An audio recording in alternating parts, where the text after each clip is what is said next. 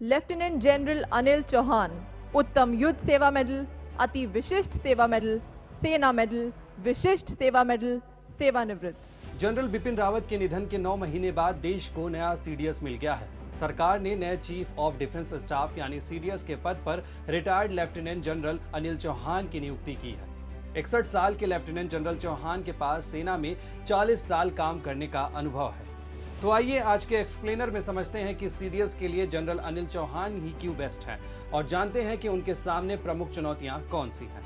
Lieutenant general Anil Chauhan का जन्म 18 मई 1961 में हुआ। वे नेशनल डिफेंस एकेडमी यानी एनडीए खड़गवासला और इंडियन मिलिट्री एकेडमी देहरादून के पूर्व छात्र हैं।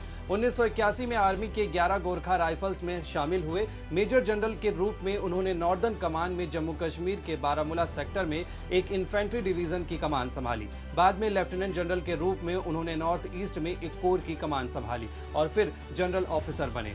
2019 में बालाकोट स्ट्राइक के दौरान वे मिलिट्री ऑपरेशंस के डायरेक्टर जनरल थे। उन्होंने संयुक्त राष्ट्र यानी यूएन के अंगोला मिशन में भी अपनी सेवाएं दी हैं।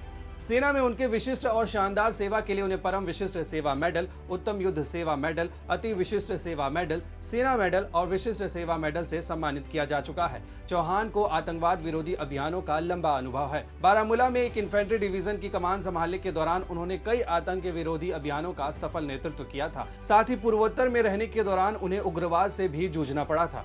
भारत और म्यांमार की सेना के ऑपरेशन सनराइज के पीछे भी लेफ्टिनेंट जनरल चौहान का ही दिमाग था। ये ऑपरेशन 3 हफ्ते तक चला था।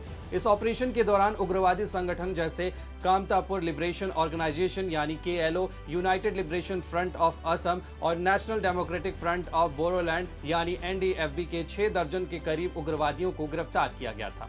लेफ्टिनेंट जनरल अनिल चौहान लंबे वक्त तक आर्मी के ईस्टर्न कमांड में भी रहे हैं। इसी के चलते उन्हें चीन मामलों का एक्सपर्ट भी माना जाता है।